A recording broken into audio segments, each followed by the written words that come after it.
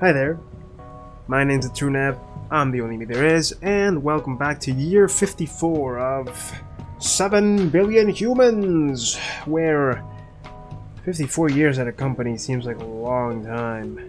And this probably just ends with our, I was gonna say graduation, with our retirement, with mom and dad and invention, but for today, we hope to finally finish the game. How possible that will be with this new Phase 4, who knows? But at least the very first few levels of the red zone should be easy enough. So, nothing else to say. Let's head on right in and see what the game has in store for us in these last few years. Data Flowers, year 55. Everybody, look to the left! Everybody, look to the right! Look up! Down and to the left, up and to the right! Ugh. My neck isn't made for looking anywhere but straight ahead. But let's hope you are more agile. You got a new command. For each direction. Okay. Use this command to quickly scan each of the 8 tiles around each worker. Alright? I suggested they call this command sit and spin, but no one ever listens to my good ideas. Alright, see those groups of data cubes? Add up the values of the data cubes in each group and write the result in the center of each one. Okay.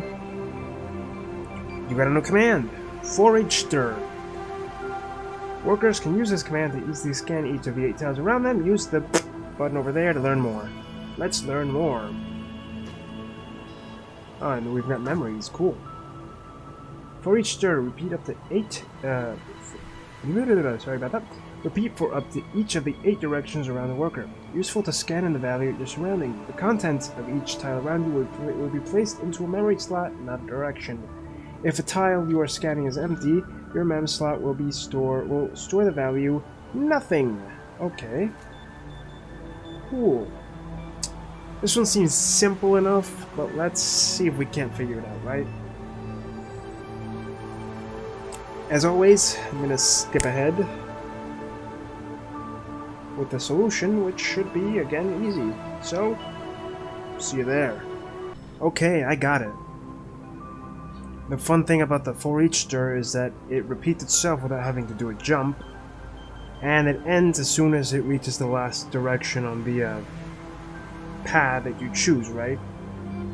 This is basically the program. I tested it out with her. Let's call her Alex.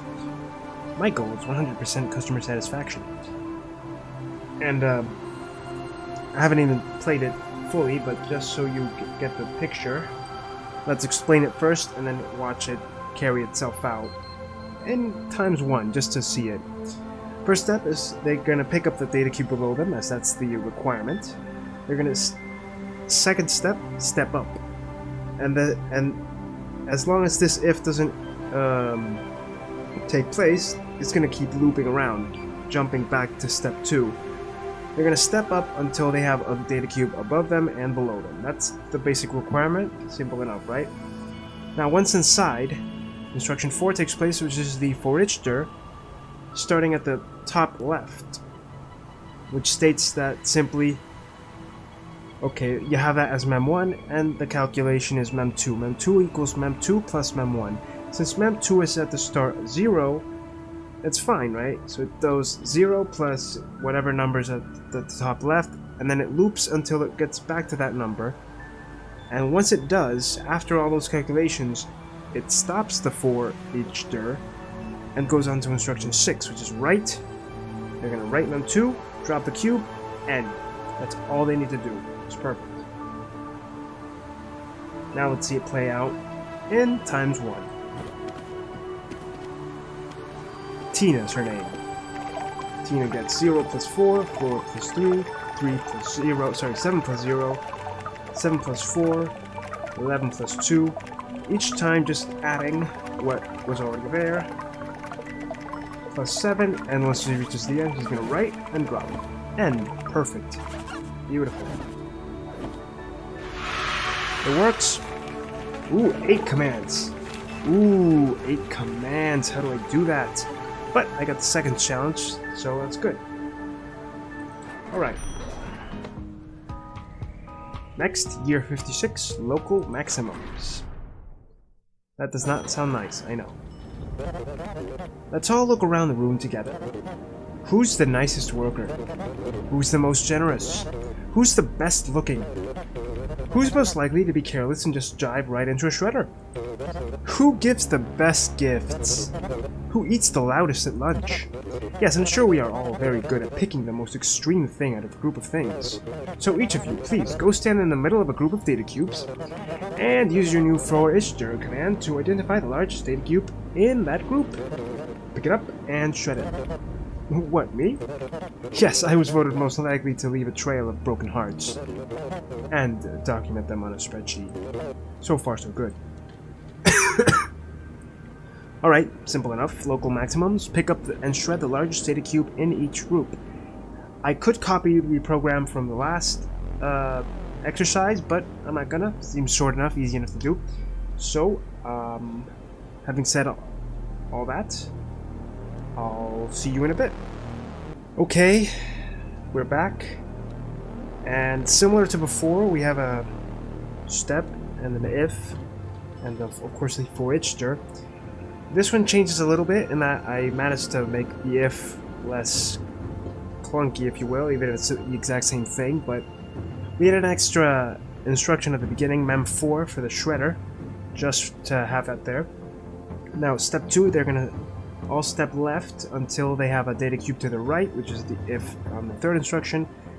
We set a memory 2, which is sort of like our base to compare against, at being the block to your left, and then the for-each-dir begins, where they go one by one comparing against that initial block we set as memory 2. This is so that they have something to compare against, and simply put, instruction 6 is if mem1, any of those 8 directions while they do the for-each-dir, is greater than mem2, which it'll most likely happen a lot of the time, they set mem2 as mem1, so that the largest number is forever in mem2 in their memory. Once the for-each-dir is done, they simply pick up mem2, give it to mem4, which is the shredder, and end. Now let's view it in real time. Fast, no? It's that without the calculations in their head, they do that for-each-dir really, really fast. Ooh, 11 commands, and the speed challenge is pretty doable. But okay, simple enough so far. Next, year 57, neighborly sweeper. Lovely. Oh shit.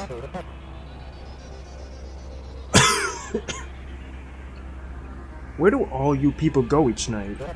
I just assume you all sleep in a pile in the basement. Yes, I see. You have little houses. And I assume each house is assembled next to some other number of little houses. And this forms a little neighborhood. With sporting events, and bake sales, and community theater? Yes, I'm glad you have things to look forward to. The important thing is that we are able to quantify proximity. For each cube below, record how many neighbors it has in the 8 adjacent tiles, and write that number on the data cube. Yes, I'm sure this will make an excellent anecdote at your next neighborhood potluck. Okay, like the others, it seems pretty much, how the fuck? Alright, it seems dependent on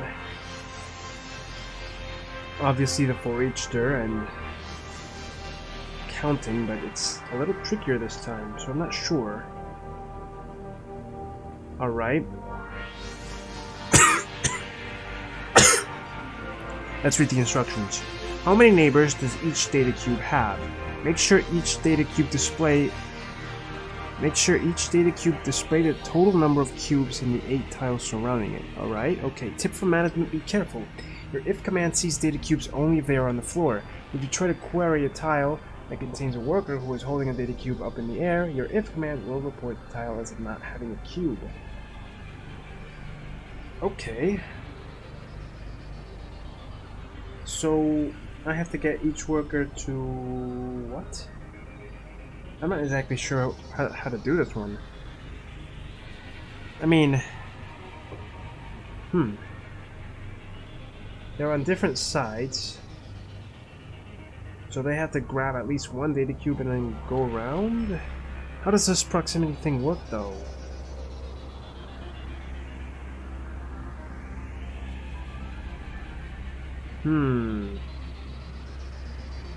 Oh, okay, wait, I get it. I was thinking about this the wrong way. I thought I had to do it with some kind of center data cube, but no, I have to write literally the number according to where they are. Okay. So for example, this first one up here on the left, I have her step right twice, and then since her only neighbor in that 8 cube radius is 1, she's gonna write 1, meaning that I need to have some kind of counter for this. Okay. Oh, this is gonna be tricky, isn't it?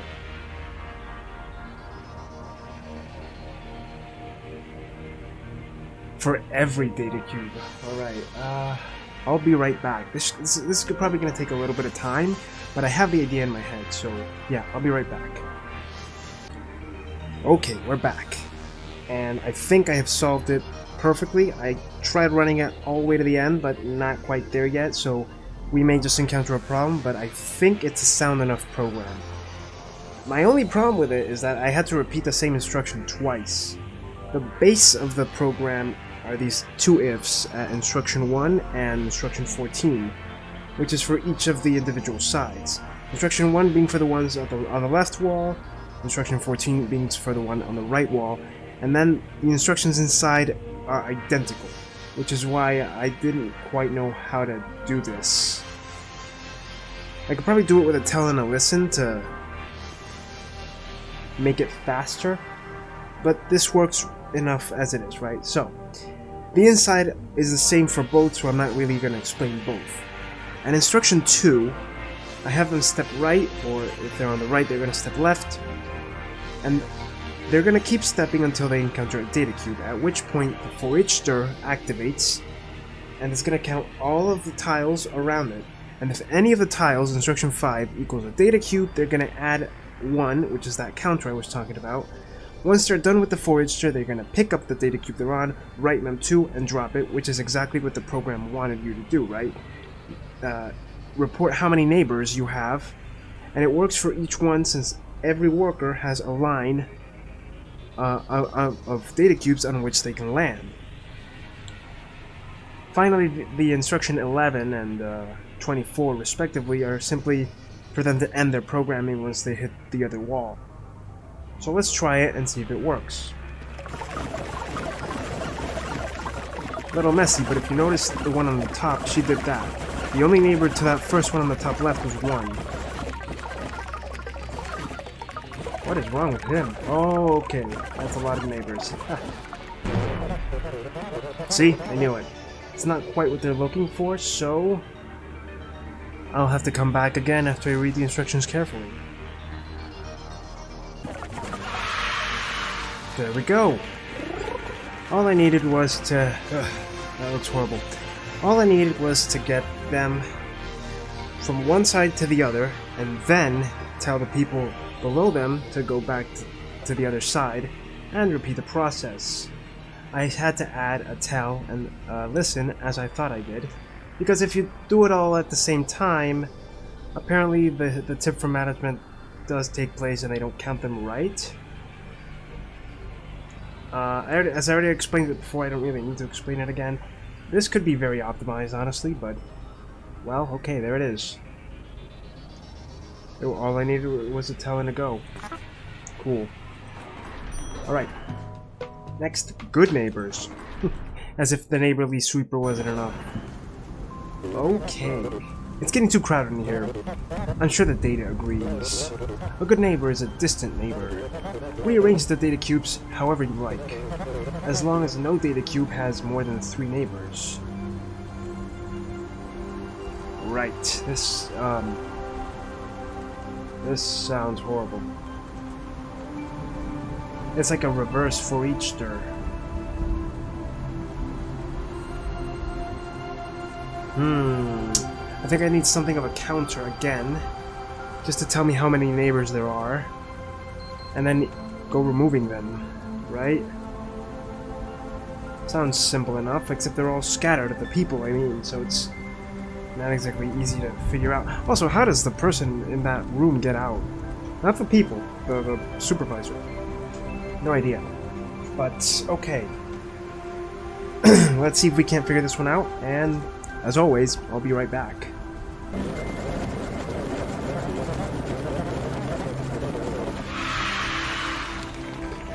Well,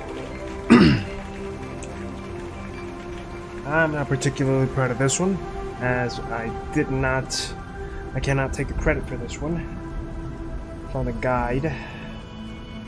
Good lord, it is ugly. And the guy also, or gal, also made the program for the speed challenge in an amazing way in 8 seconds. I'm not gonna replicate that. Not here, not ever, unless I just want to see how it works, but... Okay, let's see if I can explain it, even though it's not my program. It's short but ugly. I had the basic idea down right when I started trying it, and it's that you have to step everywhere. The thing is, I wouldn't use an if for this, not like this. I'd probably use the for each stir, but to each his own. It seems to be that they're gonna step as long as there's a data cube above them, below them, or right under them. If not, they're gonna pick up a data cube and place it anywhere that there isn't a data cube to the left, right, on them, or their top left. And then they're just gonna keep stepping. It's why it looks so ugly and it takes so much time, because they're just counting on these ifs. There would be a way to fix this better, but I'm not gonna do that. Maybe later, but all I really want to do right now is reach the end, so let's move on. This works, but it's way uglier than most of the things I do, and that's saying something. Worth noting is that I didn't change anything, I just got it to work, since I really didn't understand how to do it. Oh man, still a little bit away, but okay. Year 59, Glory Hole. Oh lord, okay. I don't even know anymore. I just have a note here that says, looking for something? Seek out the Glory Hole and dive in. Pardon? One of the holes in this room is your goal. Each data cube on the floor indicates its distance measured in tiles away from the special hole. Seek out the glory hole and dive in. Right.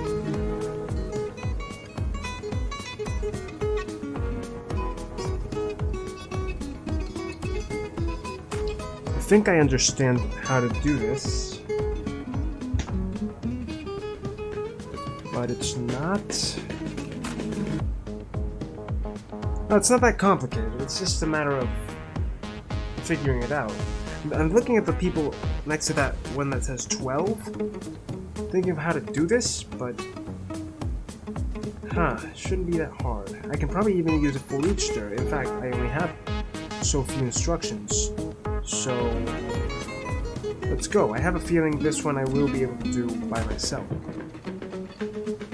See you there.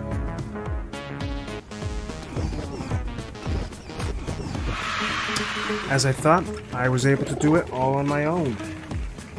11 commands in a program that should take 7, a little over half the time, but it's okay, that's fine.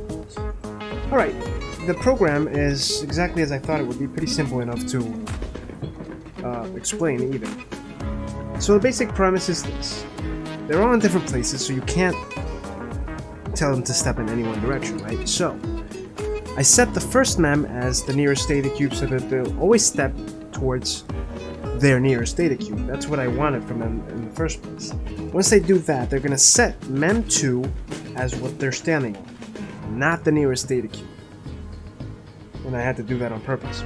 Now, instruction 4 plays in, which is their way of playing Minesweeper. They're going to study all 8 directions and say, well, if mem1 equals data cube, which it most likely will, unless it equals a hole, like with Miriam up there to the top left, then instruction 6 plays out. If mem1, any of the 8 directions is less than the one you're standing on now, in her case, for example, she'd be standing on a 2, and to her bottom right would be a 1, she's going to step towards mem1. They're going to repeat this 4 until they get out of it, and then it's going to be, okay, mem4 is the nearest hole, which should be the ones around the end of the Minesweeper path at 1. All around those, all in the center of that one little ones, right? And simply say, well, if you're standing on a 1, step towards mem4. Simple. I did that because if they don't have that there, they're just going to step towards the nearest hole anyway. And all in all, if they haven't reached the square with all the ones around it yet, they're just going to keep repeating that 4 until they reach it. Basic, simple, very nice, very easy. Next, understaffed sorting, year 60. Oh shit, yes, it looks familiar. Hey, this looks familiar. We had a similar assignment together a long time ago. Jesus, that was like 40 years ago, dude. 50. But back then, there was 1 worker for every data cube. This time, we're running a little low on workers. We should have been more careful with our human labor over the years. It will be more difficult, but I'm sure you can figure out how to sort this time. Smallest on the left, biggest on the right. You know the drill by now. But even if there aren't enough workers, it should still be possible with the current... with the way I had it before, right? Just that now we have to maybe take forever? I wonder. I'm gonna try to copy the program and see if it works like that. Be right back. Here it is. As silly as it may seem, I just want to see if it works. Because it should. Maybe it'll take a little longer, but it should. Let's see. Not like that. Oh, this only works with... Right. Right. We need to add a step down. And then a pickup. And now it should work. Let's try it and see. This doesn't work. This doesn't work. This does not work. It does not work. I knew it wouldn't work, but okay.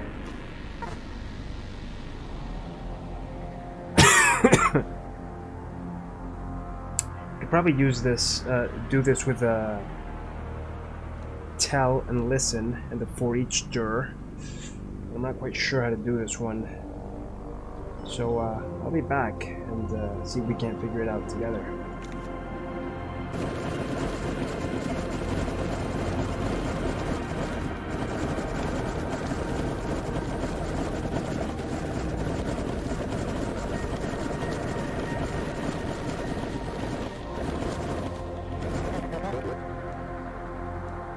You actually did it! I didn't think this assignment was possible.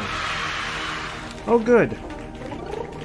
Wow, and 12 seconds, and just a little bit over the target.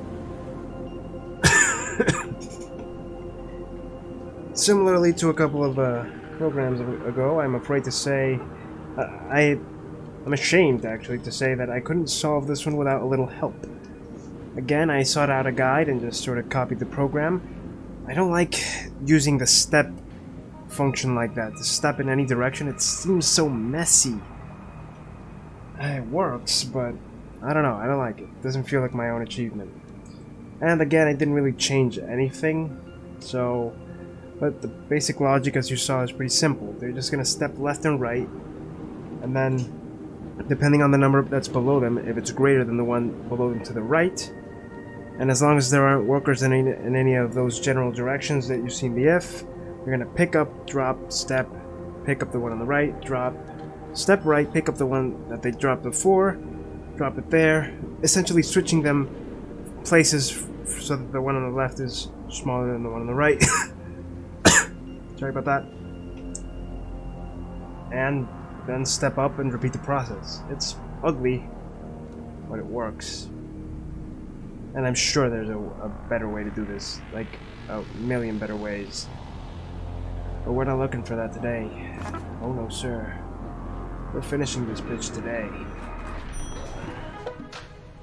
Onto lazy pathways. Gee, sounds like my life right now. Or at the very least, Jesus Christ. Or at the very least, my way of solving some of these red programs. Have you seen my legs? I haven't either.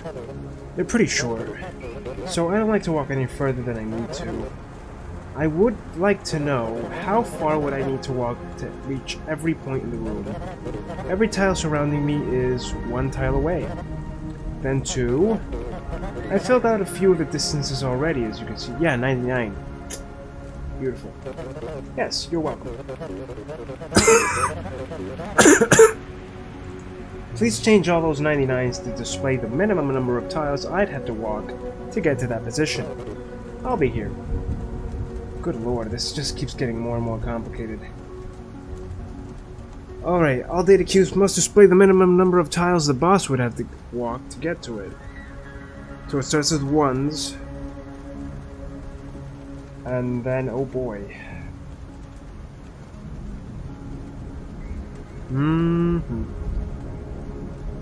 I can do this really messily, thinking of the last couple of programs I had to copy, and just have it with a bunch of ifs. And I probably will do that, because it's getting trickier and trickier to just do it. Of course, I don't want that to be the ultimate solution, but it works. It works.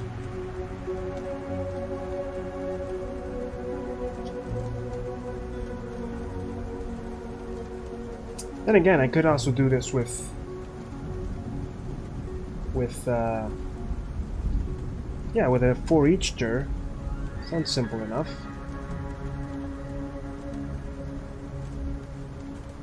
Oh wait, no, it doesn't.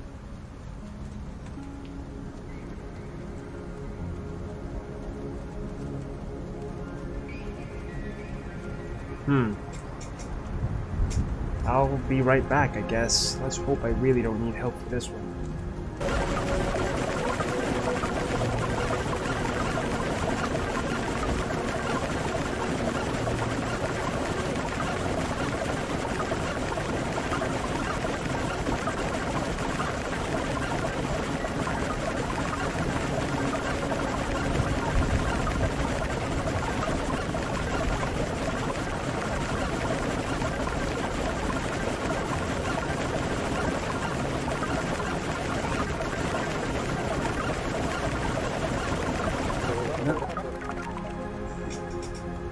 Holy shit.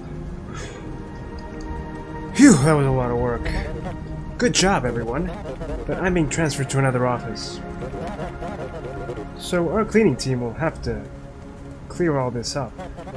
I'm sure they'll appreciate what a great job you did. Oh, I can't believe that worked. Good God. That was... oh no.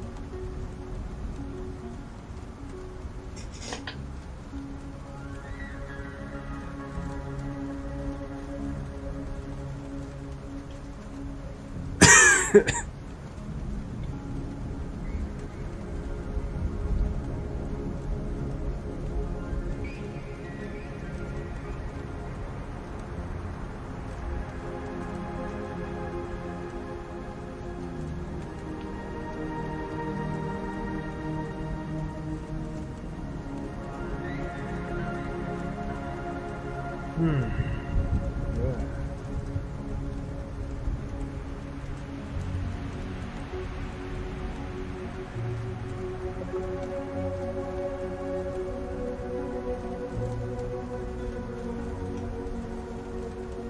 Well, you see all these red bars? That's places where it failed. And if I should press back now, it'll tell me that I've failed. So technically I haven't passed it, but technically I have? Let me just see.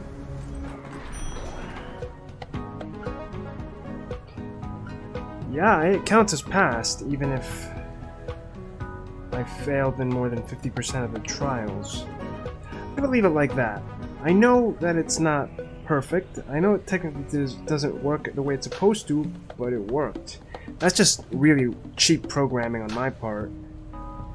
But like I said, we're just trying to get to the end of this. Later on, if there's really a want or a need for this, I'll make another video about it, just to fix my mistake here. I especially didn't want to get help for that one. It was too insane. Especially the help I found. I didn't use any, by the way. Okay, floor 62, the sorting floor. Ah, small floor. Sounds easy, right? It's getting to be unseasonably windy up here. Well, things change. Yes, that grid of 9 data cubes also needs to change. Please sort it in place. Like words on a page, smallest at the top left, biggest at the bottom right. Okay. Sort the data cubes, smallest at the top left, biggest at the bottom right. Each row is sending left to right, and each number in a row should be bigger than all the previous numbers in the row. Right.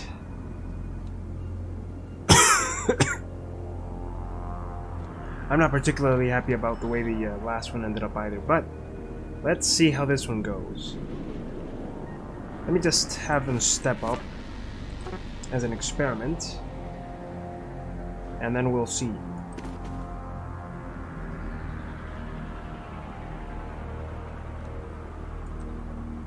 Okay, the numbers are randomized from 1 to 100, or sorry, 99. And we've run into a snag. The snag being, like always, I'm not quite sure how to do this one. Although I think I do. I mean, it shouldn't be that hard. Right?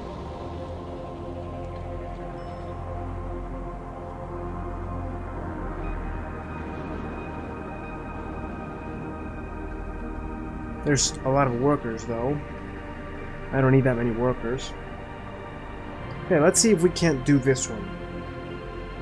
Again, without taking too long or needing too much help. So, let's see there.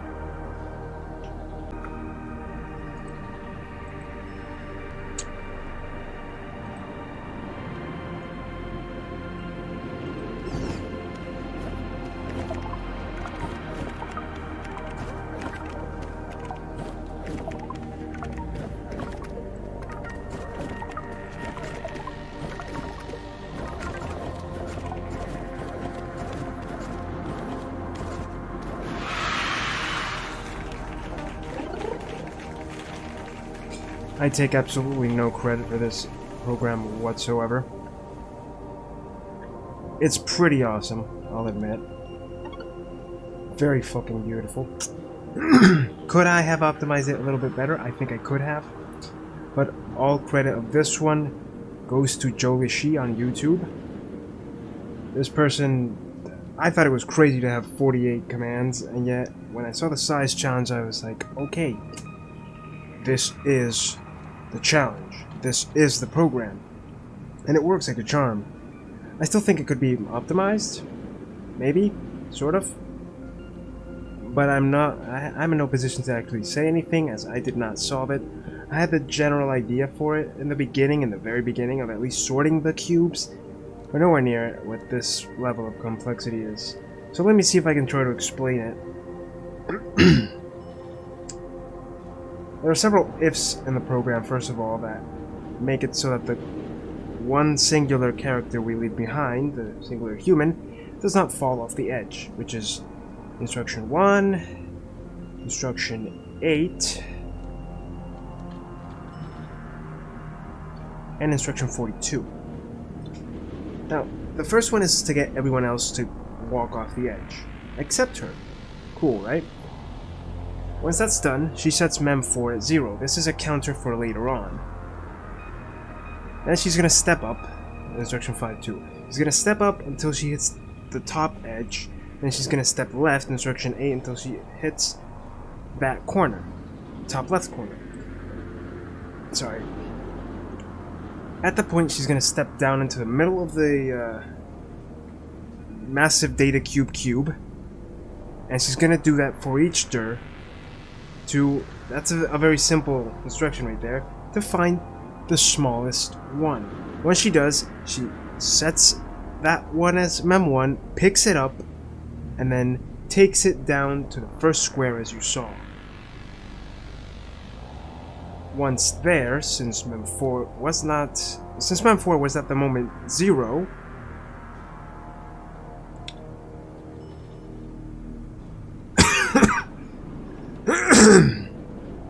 since Mem4 was at the moment 0, we go straight to the else to have her jump back into place, basically step left, step up, step down, step right, whatever, until she gets back in the center and repeats the process.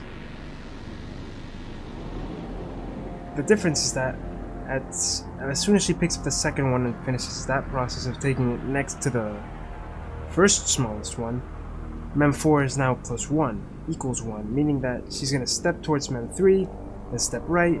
You know, it's basically all of that what you saw until she organizes them from smallest to biggest, left to right, top to bottom, on the 3 bottom squares. Finally, once Mem4 equals 9, she's going to pick up the nearest data cube, which is the one above her, and start bringing them up one by one until they're in the correct place in the correct order. It's crazy, but it's beautiful. I love it. It's absolutely beautiful. The way I would have changed it was at that final stage. Instead of having these 3 step-ups here as in instruction 27 through 29, and then dropping, and using Mem1 as the nearest data cube, I simply would have had her pick up according to an if, right? If she's on a data cube, she picks it up, takes it to the right position. Obviously stepping 3 times up, but I didn't do it, so I can't take the credit. And thus, this is what the last levels will always look like for me. I do not do well with large programs. I can probably try, but man, the logic behind these is sometimes really, really difficult to understand. It does not feel good taking credit for that one, and I don't, but it's here, so whatever. Next, defrag disordered. Year 63, we're close. We're very close. It's time for a reckoning. Every time we delete data, it leaves a gap in the storage room that data used to occupy.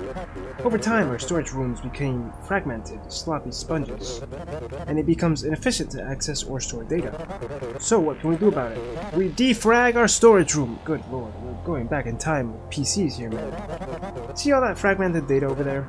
Yes, please remove all the gaps between those data cubes and pack it into as few rows as possible up toward the top of the room. We don't really care about the order. Yes, like a snowplow, just shove it all up there. Okay, remove all the gaps between data cubes, packing it into as few rows toward the top of the room as possible. The order of the cubes does not matter. That's few rows. So it seems like we can actually just stack it into 3 rows. Okay. Easy. Easy enough. Or sounds easy enough, anyway.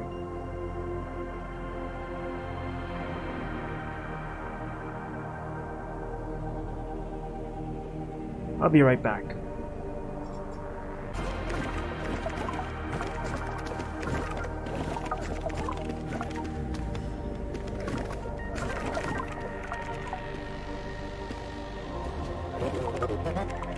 Yes, speaking of packing, I'm going away for a little while. No, I won't be back. I'm sure your other boss will do a great job with whatever it is he does when I'm not here. What? Yes, maybe I'll get a little cottage on a lake. Maybe I'll write some mystery novels. And I always thought I'd make an excellent conductor on a ghost train. Either way, I expect I'll have a cabana boy. Please don't visit. Okay, that was insane and pretty doable. For this one, I decided to take another page out of JOLISHY's book. But not directly, you see. I chose to use the if trick with the holes and organize them into rows, as you saw. Let me just quickly explain it. I have the first if there as a counter. If mem4 equals 3, then they'll stop. And this is so that they don't keep going eternally. Now, the program really starts at instruction 3, mem1, which is the nearest data cube. This will apply to the first 3 rows of data cubes there scattered about. They'll each pick up 1 and then start stepping up. See, this is where I borrowed a bit from him or her. They're going to step up until they reach the end. Once they do, they're going to enter this big ass if at instruction 9. If there's nothing under you, drop. And add 1 to mem4. If there is something under you, you're going to step right until you reach the end. And if you do step right and you haven't reached the end, well, they're going to keep on placing them until they fill in those holes. But if there is a hole, they're going to step down. This is so that when they reach the end, after they filled up the first row, they step down and they start stepping left, which is instruction 18, to repeat the process. They step left and then they step right again, just to check and verify there aren't any holes. There's a bunch of jumps here, it's pretty ugly, but the essence is they start, go down, go down, go down. They go down 3 times and check all 3 rows until they're done. Finally, instruction 25 is simply at the end of all this. Once they're done with the first row, they step all the way down and repeat the process. They go to the nearest data cube, pick it up, take it, do it all over again. As you saw, it's pretty nice. I didn't think I'd actually make it with those 28. I didn't even know it was 28. So that's good. Next we get binary counter. Oh, the countdown is real. This one should be easy. I love binary. Never mind. What is this? How do they keep coming up with this stuff? Okay, well, welcome to the counting machine. Let's see. Okay, the goal here is to make that big green screen count from 0 to 15. 0, 1, 2, 3, blah, blah, 15. Sounds easy enough. But you need to represent those numbers in binary. Oh. I'm sorry. I meant it. I love binary. So this is my jam. But programming it is gonna be a bitch. Using those 4 green sensors on the left. How do you use those sensors? Just put a cube on them to turn them on. What? When you have the sensor inputs set up how you like them, someone needs to press that big red button. And this will scrape the sensor inputs and convert them into a number on that big screen. The first sensor all the way on the right represents 1. Okay. The next sensor represents 2. Oh, then 4 and then 8. Okay, okay. The red button adds them all up and blam! Displays it on the big screen. It's all so simple. Counting it, sure, but programming it? Are you mad? Make the numbers... Oh boy, okay. Make the green screen display each of the numbers from 0 to 15 in order. This helps when you know actual binary, so... whatever. Place cubes on any or all of the 4 green sensors. Step 2, press the big red button to update the display. I have absolutely no idea how I'm going to do this other than counting, and I don't even know how to do that properly.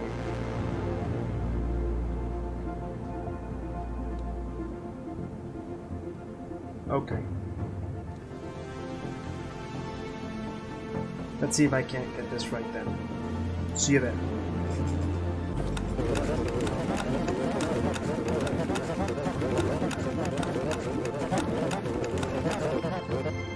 What? You did it!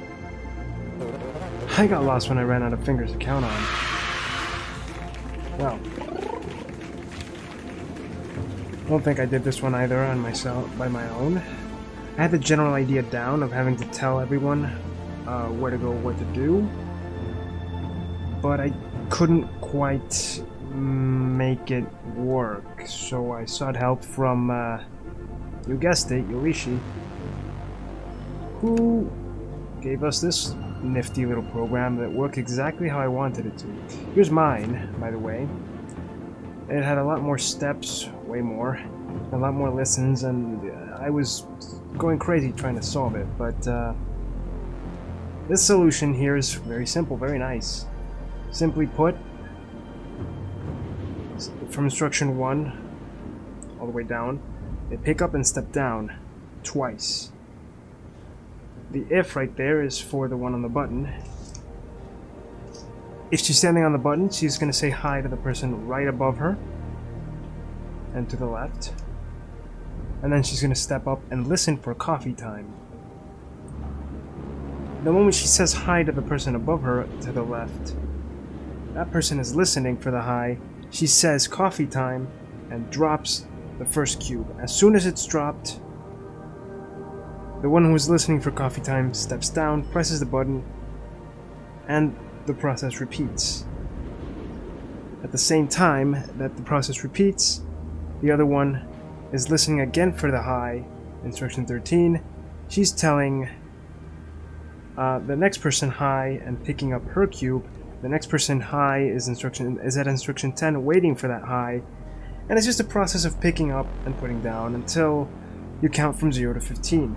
Binary is beautiful, but programming it is a real bitch. I kind of knew what I was doing, but man, not even close. This is the only thing I hate about the last few programs in these games. They're too hard for me. But come on, the countdown is right there. We can make it. Next, defrag ordered. Same like before, except different, right? Oh, sorry I'm late. I had to make my own coffee this morning. Usually it's already made, piping hot, just waiting for me in the break room. This is terrible. Okay, let's see, I have a note here that says, the order must be maintained. Okay, it appears this is just like your previous assignment. Pack the data cubes up toward the top of the room with no gaps between them. But this time, you need to keep them in their current order.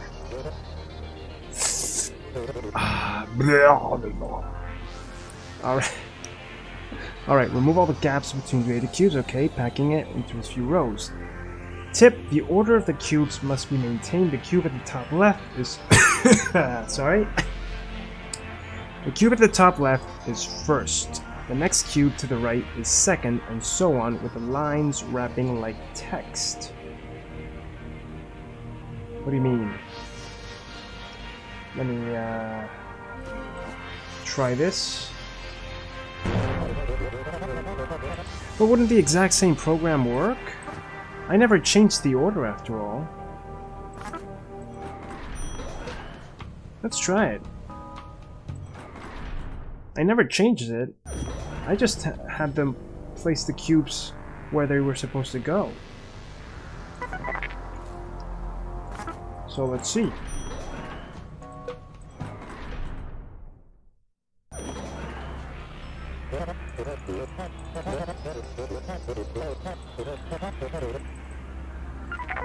Let's see what happens.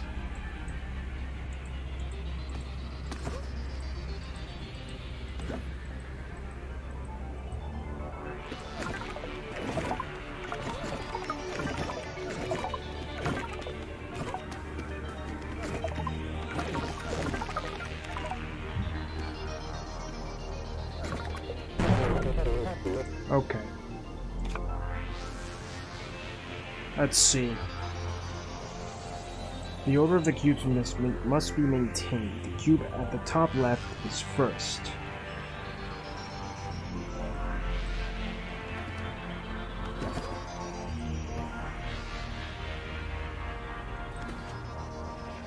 The next cube to the right is second, and so on with the lines wrapping like text.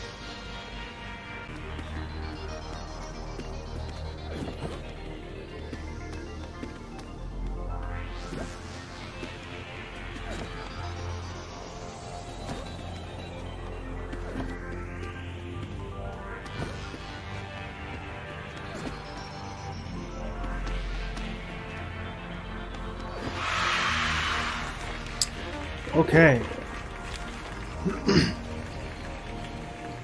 As with most of the programs in this final episode, I could not have done it without JOLISHY. And curious thing, I like all the others, you know, I have the general idea in my head, but I can't ever really make it solid, you know, make a solid thought out of it. Can't concrete it. I don't know. Am I even making sense at this point? I don't care. My brain is fried from all this programming and all this cheating too. That's okay. At the end of the day, this is just a game, so let's see if I can't explain someone else's program. Similar to before, the logic is there. The program sort of doesn't change much, except it does.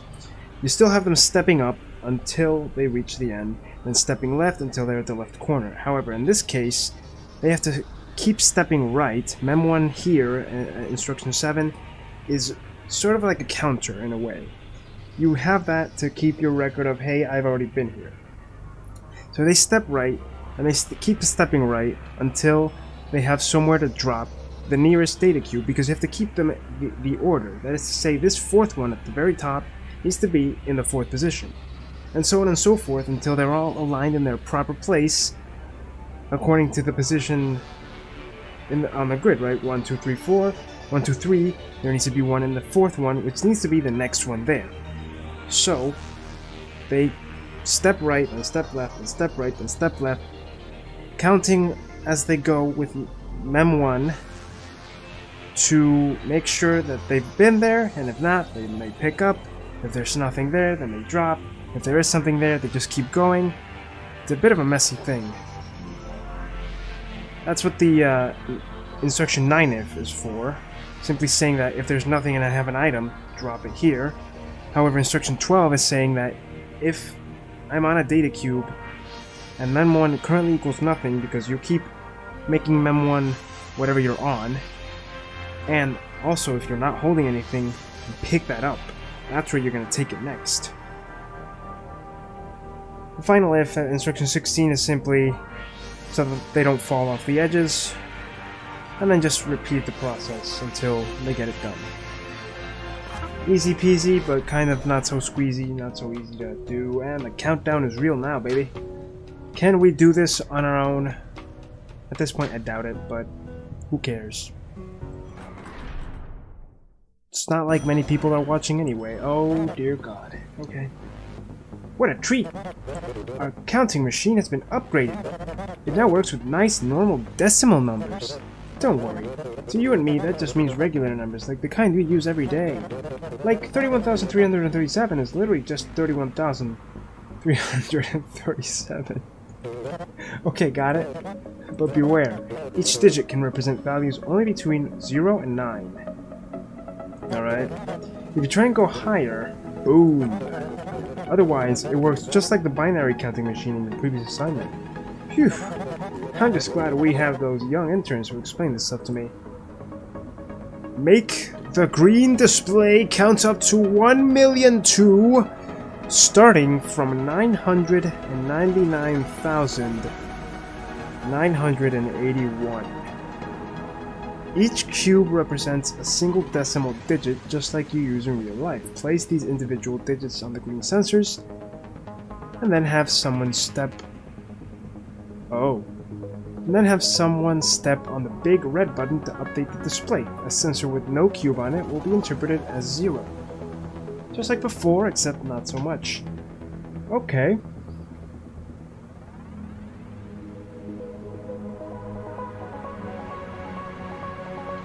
Wait, what? How can I make them count, though, if I can't... If this doesn't work that way. As always, I will have to. As always, I will have to come back to this one, but oh boy, I think this will be the fastest time I go seek help. Thank goodness for YouTube, huh?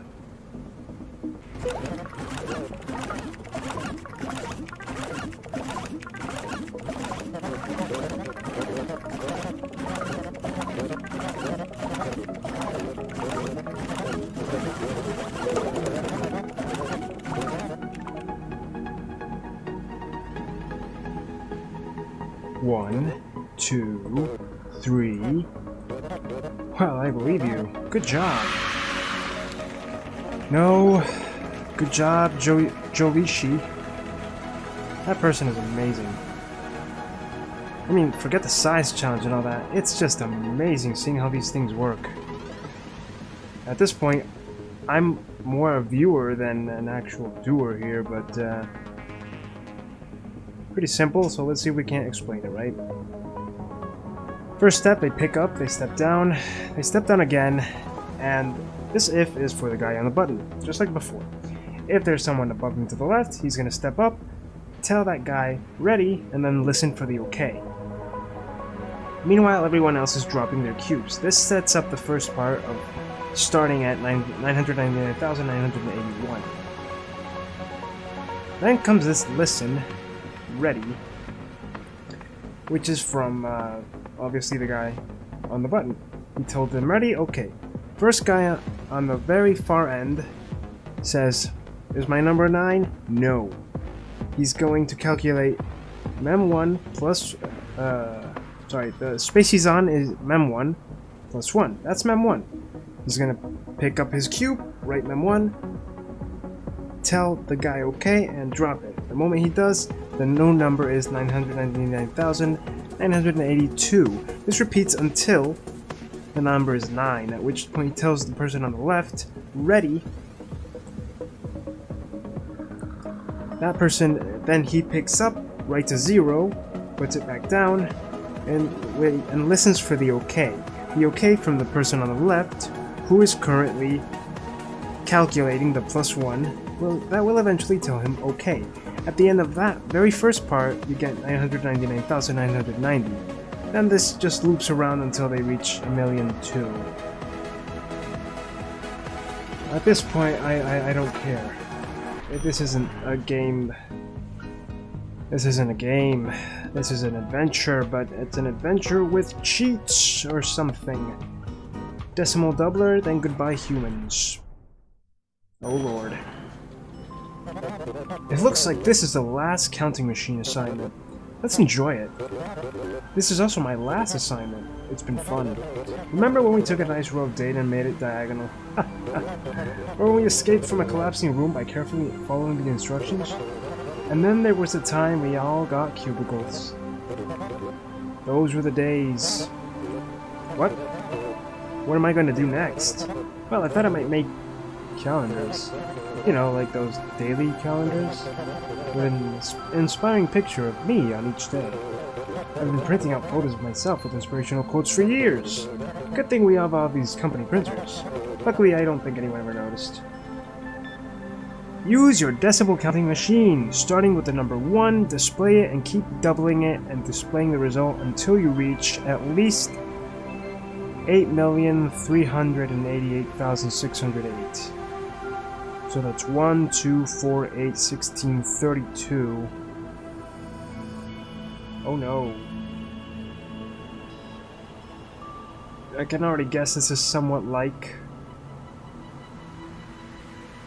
what we had before, but I don't know.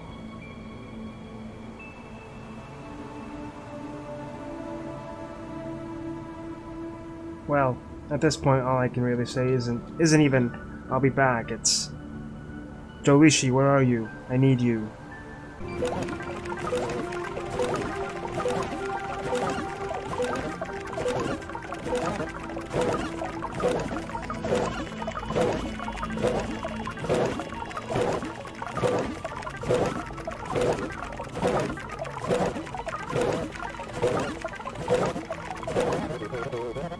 exponential growth like this. You're going to do great. See you later, guys. I'm not even gonna hide it at this point. JOLISHY all the way. These are not my accomplishments, not even close. All I can say at this point is that person is a true programmer. This is amazing. I don't even know if I can explain it. I mean, I can try, but... Okay, let's see. As before, they pick up, they step down, and the one that's on the button simply waits, simply steps on the button, tells everyone go, then listens, then repeats. Same as always. At this point, of course, everyone's dropped. As soon as they all listen, they're all gonna listen at this point. As soon as they listen to go, is where the tricky part where I don't quite understand begins. Mem2 is a calculation of multiplying times 2, okay. If Mem2 is greater than or equal to 10, they're gonna subtract from Mem2 10. Else, these Mem1s here that I have no idea at all why they're there, but they help, they make it work. Other than that, if the space next to the person is greater than or equal to 5, they add 1. I don't understand. I just know it works. It was beautiful. It worked. Finally, they just pick up right Mem2, tell everyone okay, and the process repeats. It's amazing. It's amazing, and I don't even understand it. Alright. Time to revindicate myself. Time to really get this absolution thing going. Goodbye, humans. Let's see if we can't just do it by ourselves, please. Year 68. I'm old. Oh dear God. Well, I think I'll be able to do it. I think. Bleep bleep. Bloop bloop. Behold your computer overlord. You shall tremble before my superior CPU cycles. Quiver before my glowing array of 4 realistic colors. Ha. Ha ha. LOL. Just a little computer humor. We've got decades of stereotypes to work against here, you know. Not all machines enslave humans. Well, it looks like things are wrapping up. Let's all just take one last look around and appreciate those realistic falling leaves. And appreciate that healthy orange city glow. They're breaking the fourth wall here, that's amazing. And appreciate the fact that whoever built this building never installed doors. So let's all dive into that exit hole down below. I'll need to stay here, with the last worker who leaves, if you wouldn't mind. Would you just click that drop down and say goodbye? Good luck out there, everyone. Will I actually be able to do this? I don't know. All workers must exit through the convenient hole at the bottom of the room.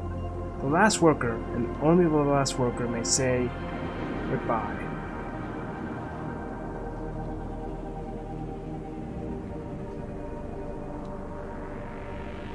Alright then.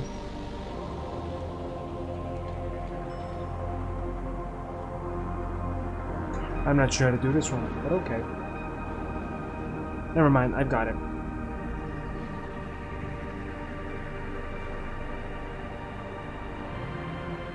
I think I've got it. I'll be back.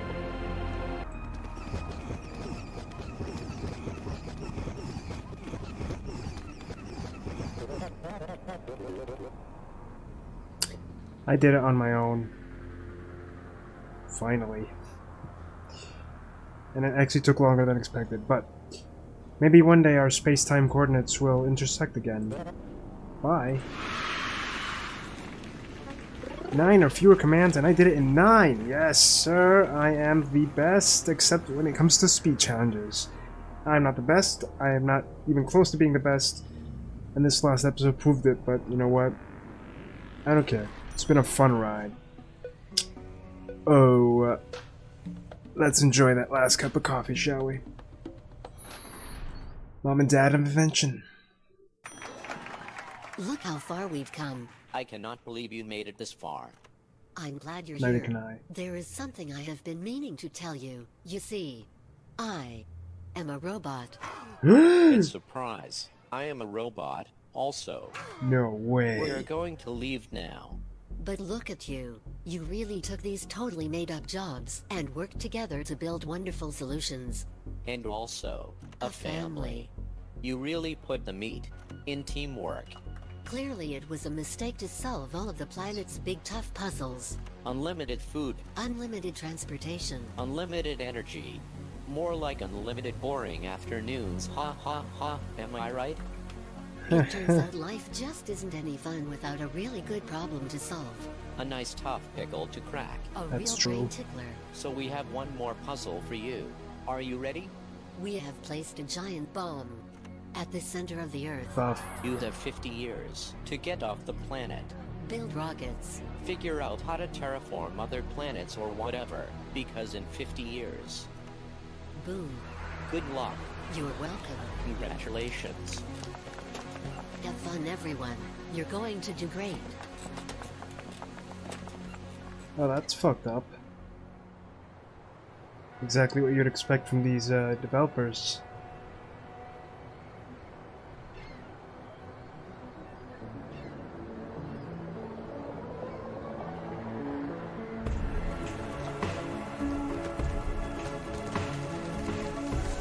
Okay, we're seeing 50 years pass by fast.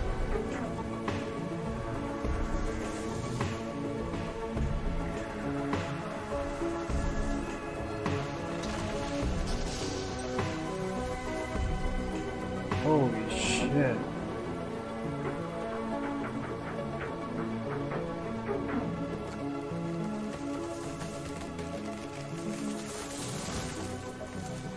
It's almost chilling to see.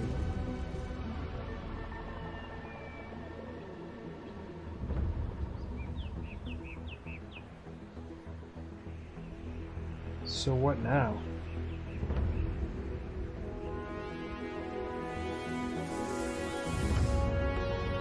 Ah, they did it. No thanks to me, but they did it. Look at them all go.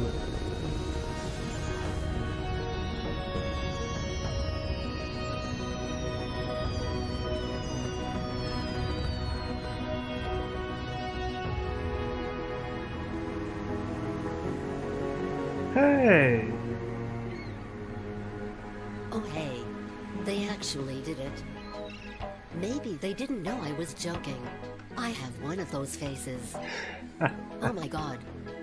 This cocktail is amazing. Wow, it was all a big joke, okay. Also, I'm surprised that guy is still alive after 50 more years. Well, that was 7 billion humans. I personally love these guys. And their work. I'm not the greatest of the programmers in the world.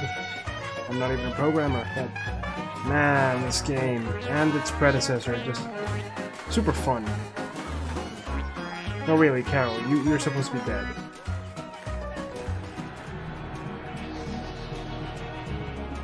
All these charismatic characters, and Pablo.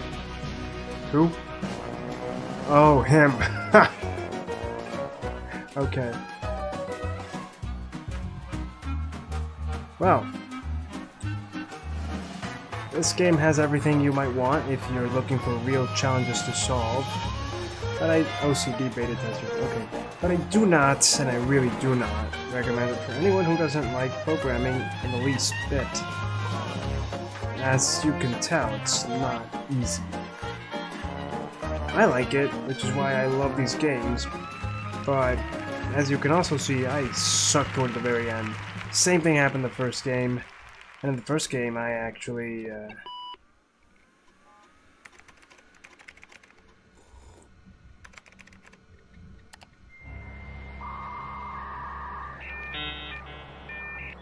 Oh, nostalgia. It's so big.